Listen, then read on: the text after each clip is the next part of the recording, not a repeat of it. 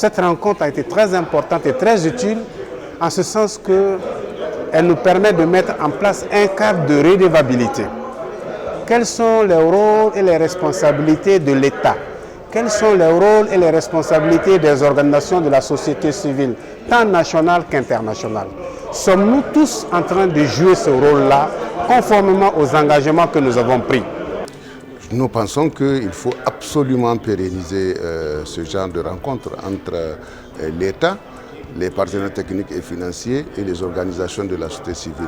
De toutes les façons, les deux dernières ne font que venir en appui à l'action de l'État et que par conséquent, si l'État peut les mettre de temps en temps ensemble et pouvoir voir un peu la situation telle qu'elle se présente et envisager les solutions, je pense que c'est la meilleure des choses qu'on peut espérer. Quand on travaille ensemble, il est important qu'on se comprenne. Il est important de temps en temps, qu'on échange pour voir concrètement si par rapport à ce partenariat, les choses évoluent comme il se doit. Parce qu'on a tous, comme l'a dit son Excellence le Premier ministre, on doit tous rendre compte. Et cette reddition de compte, en fait, elle est pratiquement, je dirais, de tout le monde. C'est-à-dire que ce soit l'État par rapport à ses citoyens, que ce soit les ONG par rapport à l'État. Donc c'est un processus pratiquement qui est extrêmement important et à mon sens, je trouve que c'est salutaire.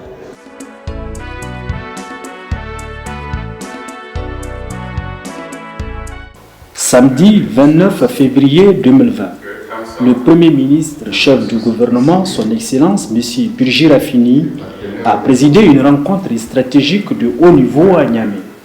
Cette rencontre, la première du genre depuis bientôt 9 ans à la tête du gouvernement, a réuni autour d'une même table des membres du gouvernement, les partenaires techniques et financiers, les représentants du corps diplomatique, puis des ONG et associations de développement sous le condensé de ce qu'il est convenu d'appeler organisation de la société civile. Cette rencontre que d'aucuns ont qualifiée de face-à-face démocratique a été initiée par la cellule d'analyse des politiques publiques et d'évaluation de l'action gouvernementale CAPEJ, rattachée au cabinet du Premier ministre. À l'entame des échanges, au Premier ministre Birji Rafini de planter les deux corps. Il se trouve que nous avons cheminé depuis plusieurs années dans ce pays. Nous avons travaillé ensemble, nous sommes côtoyés sans qu'on puisse trouver pendant tout ce temps un espace de dialogue, un espace qui nous met ensemble pour parler ensemble, puisque, je le disais tantôt, l'objectif vers lequel les uns et les autres convergent, c'est bien l'action publique. Donc il y a, à notre avis, à notre sens, bien l'intérêt de temps en temps de se mettre ensemble, de discuter, de faire le point pour continuer à cheminer ensemble ce que nous sommes censés continuer ensemble, chacun dans sa mission, chacun selon ses propres méthodes,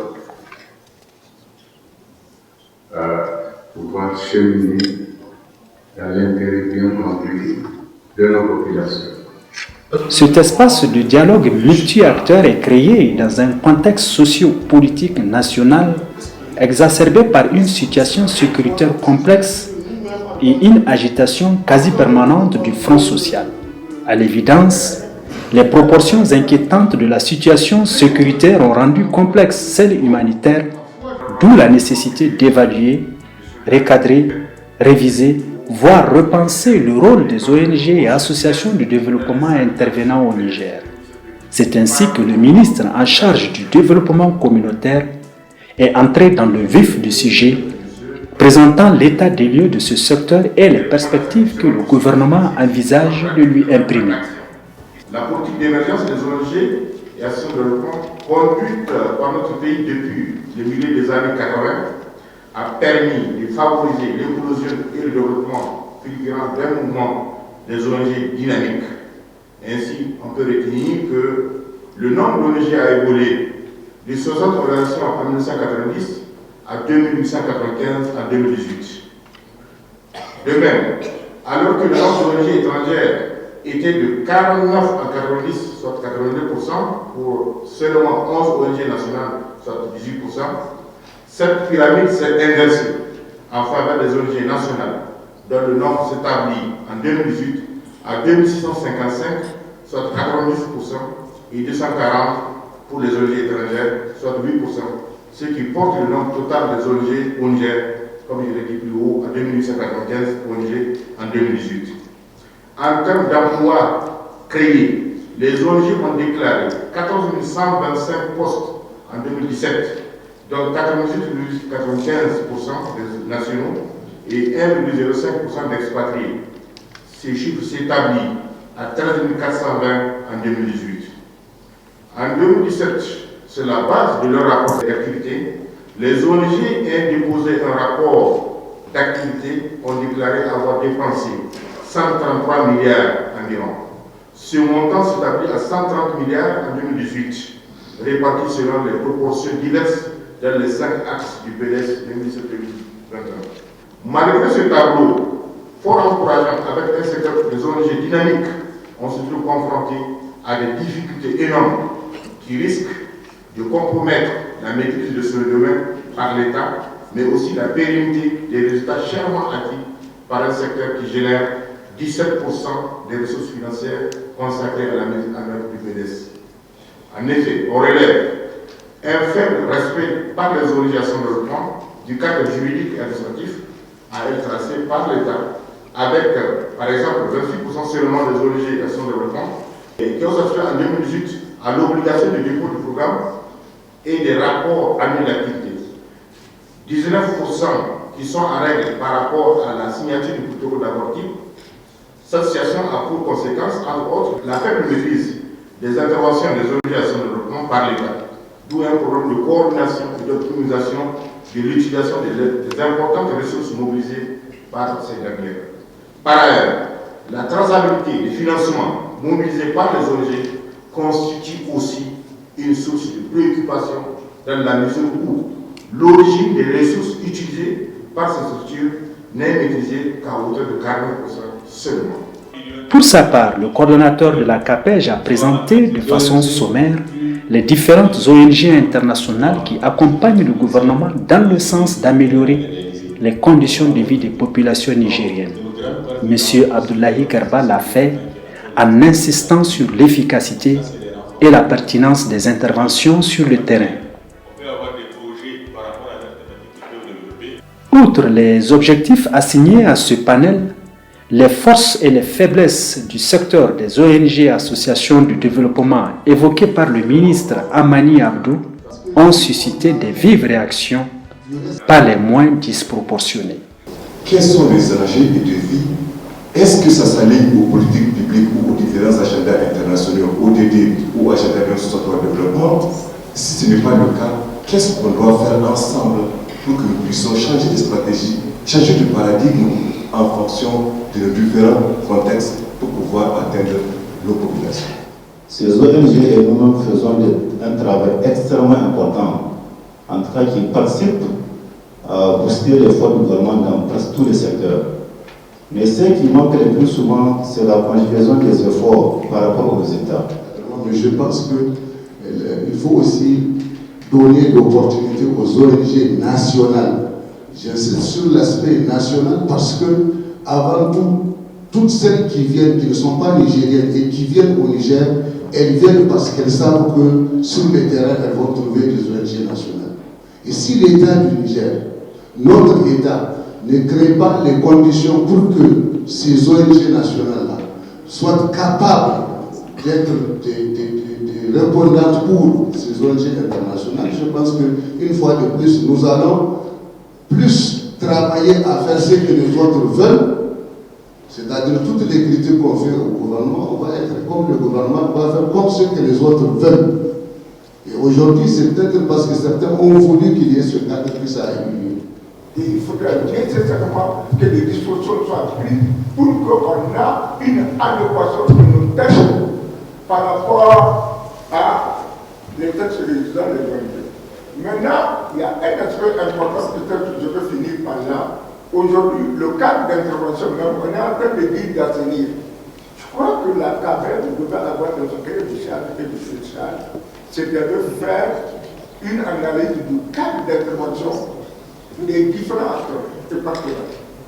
Et ça peut nous permettre de voir tous les aspects institutionnels, les aspects organisations. On parle aujourd'hui de l'éducation, on parle de la santé. Le citoyen doit jouer un rôle important dans la gestion des relations. Et de l'autre côté, le CAPEL doit aussi regarder le cadre de partenariat. Parce qu'il y a une catégorie d'acteurs qui jouent un rôle important. Mais cela, ne voyez pas seulement quelque chose, comme nous vous disons la vérité, ça empêche de dormir. Non. Je pense qu'il faudra que vous nous écoutiez.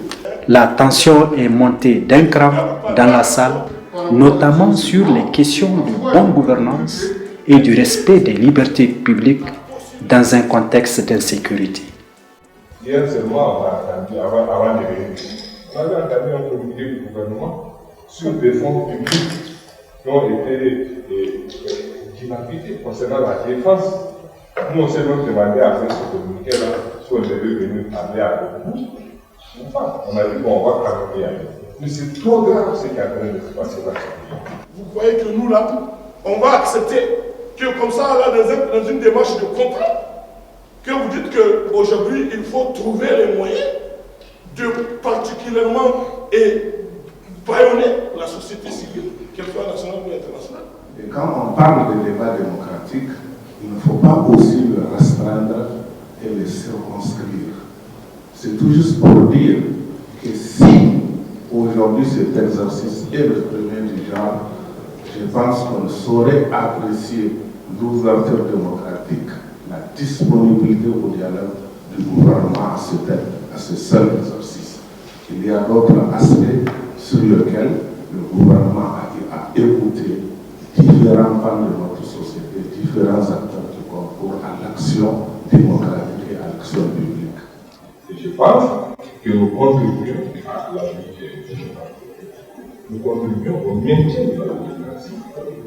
Et en partie, c'est grâce à nous aussi, à nos petits efforts aussi. Pas seulement nous, mais c'est aussi grâce à notre contribution. Et le pays n'est pas dans une situation plus grave que celle que nous sommes en train de vivre. C'est déjà très grave. Si on laissait tout seul, notre organisation n'existait pas, elle ne faisait pas ce qu'on est en train de faire, ce pays avait sombré. Le Niger est un État fragile, comme la plupart des États africains. Ils sont très fragiles. Avec dans des processus qui sont en train de se consolider. Qu'est-ce qui vous a empêché, depuis 1992, pour tous ceux qui ont eu à jouer un certain rôle à un niveau dans un gouvernement, vous a empêché de modifier l'ordonnance 84 et même son appréciation qui avait été faite le 20 mai 1991 à la veille de la conférence pour décider de permettre aux ONG et de pouvoir. On n'a pas un texte. Le texte qu'on a aujourd'hui, il est caduc.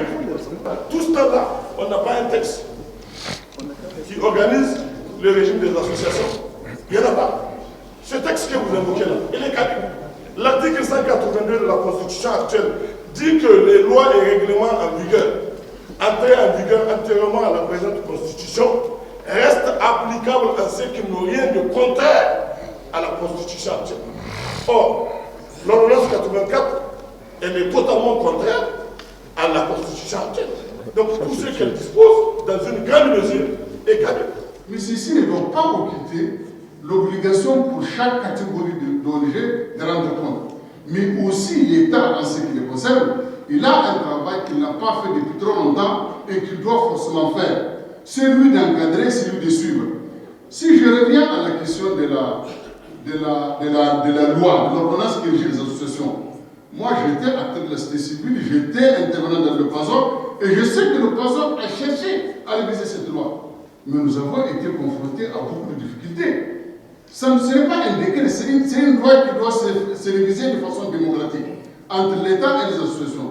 Mais je peux vous assurer qu'il y a eu des discussions très houleuses par rapport à la besoin de cette loi, et parfois je peux vous dire que c'est les acteurs de la société civile elle-même qui constituent un blocage. Alors, comment faire pour réviser cette loi? Il faut que des parts et d'autres aient la volonté de cette loi-là pour qu'elle soit conforme, justement, aux principes démocratiques, mais aussi qu'elle soit conforme à la Constitution. Sur un ton calme et conciliant, le Premier ministre recadre le débat en plaçant de facto l'intérêt supérieur de la nation au devant de toute autre considération. Les partenaires techniques et financiers ont diversement apprécié l'initiative de la rencontre. Cela tout en partageant avec l'assistance leurs préoccupations et ou certaines spécificités de leurs interventions. Nous félicitons pour cette initiative, nous saluons cette action et espérons que, en effet, comme vous l'aviez dit, aussi bien qu'il s'agit d'une première rencontre et dans un processus qu'on serait naturellement tout à fait disposé à appuyer et jouer notre rôle dans le cadre du partenariat entre l'Union européenne, entre le Niger, dans lequel les organisations de société civile, dans lequel les autres acteurs, bien sûr, jouent un rôle primordial. Je suis d'accord avec certains intervenants pour dire que l'intervention des organisations de la société civile ne doit pas être simplement appréhendée par rapport au volume financier. On doit également prendre en compte leur contribution au renforcement de la démocratie et de la bonne gouvernance. Je voulais, au niveau de partenaires, pour les partenaires internationaux, souligner le fait que ce serait important quand même que dans notre pays, aussi bien dans notre pays que dans les autres pays, que les nationaux soient beaucoup plus impliqués au niveau de la gouvernance et du leadership, et aussi qu'on tienne compte surtout de leurs expériences, parce que quand tu arrives dans un pays et que tu veux travailler dans ce pays, fais avec les nationaux qui connaissent mieux le contexte, qui connaissent mieux le pays, que nous pourrions mieux faire ensemble du bon travail. Je voudrais simplement dire qu'à Caire, en plus des organisations dites ONG nationales, nous avons un autre maillon que nous estimons faire partie de la société civile au Niger, c'est les groupements MMD. Ces groupements de femmes que nous et d'autres acteurs ici présents soutenons et encadrons constituent une force de changement et nous le constatons quand nous sommes dans les interactions avec elles. À Caire, nous avons près de 800 000 femmes à travers les 8 régions du pays que nous soutenons dans ce cadre du groupement MMD. Et nous envisageons un vaste programme d'inclusion financière pour les femmes au Niger. En ce qui concerne Oxfam, nous parlons beaucoup de pouvoir citoyen, parce que nous estimons que la pauvreté n'est pas une fatalité. La pauvreté est une cause, elle est une conséquence. Et souvent la pauvreté découle aussi des citoyens, de l'homme, et c'est aussi l'homme qui peut l'éradiquer. C'est pourquoi nous parlons souvent de ce pouvoir citoyen, parce que nous estimons que les citoyens, à travers plusieurs structures, à travers plusieurs organisations, peuvent entreprendre des initiatives de nature à lutter contre la pauvreté. Il avait été projeté tout à l'heure une diapositive où l'ambition du plan international était justement d'accompagner 3 millions de jeunes filles au Niger pour qu'elles soient des vecteurs d'un processus de changement. Effectivement, cela s'inscrit dans notre vision qui va jusqu'en 2022, parce que notre travail s'appuie sur un plan stratégique, et ce plan qui finira en 2022 a pour vision comme cela a été projeté. Et pour le faire, nous travaillons à mobiliser des ressources pour développer des projets. Pour cette année fiscale qui venait de s'achever, c'était une vingtaine de projets intervenant dans quasiment les 8 régions du pays. Et ces projets, je je suis tenté de dire à 99% sont mis en œuvre à travers des acteurs de la société civile locale, les ONG, l'association de développement nigérienne. Je garde comme son nom d'indique. En anglais, c'est le Sahel Women Voice Governance Activity, Chica. Et en Hausa, ça veut dire entrée. Donc, c'est un projet pilote en matière de gouvernance pour renforcer les capacités de la société civile et d'autre part les institutions nationales pour permettre à ces institutions de répondre à la régulabilité aux questions de la société civile et faire que cette société civile soit apte à faire les demandes en sa vie. L'essentiel est qu'il y ait un engagement, une interaction entre les deux, comme ça se fait aujourd'hui. C'est un projet pilote, la mairie, l'Arabie, les affaires. Et notre approche vis-à-vis de la société civile est un peu innovante parce que nous utilisons un incubateur. L'incubateur, c'est un dispositif qu'on a au niveau des PRE. Et on fait un incubateur de la société civile pour permettre aux jeunes organisations de grandir. Au final, le Premier ministre chef du gouvernement, son Excellence M. Birger Rafini, a présenté une esquisse de synthèse des travaux. L'État reconnaît la place des ONG, la place des organisations de la société civile. C'est tout à fait dans l'ordre normal des choses que ces acteurs-là puissent exercer effectivement leur mission. Et cela ne les exonère pas de rendre compte. Cela doit être évalué. Cela, on doit voir l'impact. C'est tout à fait normal. Et ce genre de rencontre, je pense qu'il nous permet de surmonter un certain nombre de complexes inutiles. Puisque nous disons que nous sommes tous, pas au service de nous-mêmes, mais au service de l'intérêt général. Cette première rencontre stratégique de haut niveau entre gouvernements, partenaires techniques et financiers, responsables des ONG et associations de développement, a eu le mérite de décomplexer les relations entre ces différents acteurs. Mieux, cet espace privilégié de dialogue ouvert et apaisé permettra à l'avenir d'optimiser les appuis aux organisations de la société civile en vue d'une meilleure contribution aux actions de développement. Des recommandations qui en sont issues, l'on retiendra entre autres la nécessité pour les partenaires techniques et financiers de contribuer au fonds d'appui à la société civile, l'organisation des journées similaires en région pour rendre plus visibles les réalisations concrètes des OSC, l'adoption d'une charte de la société civile pour favoriser et consolider le dialogue social au Niger.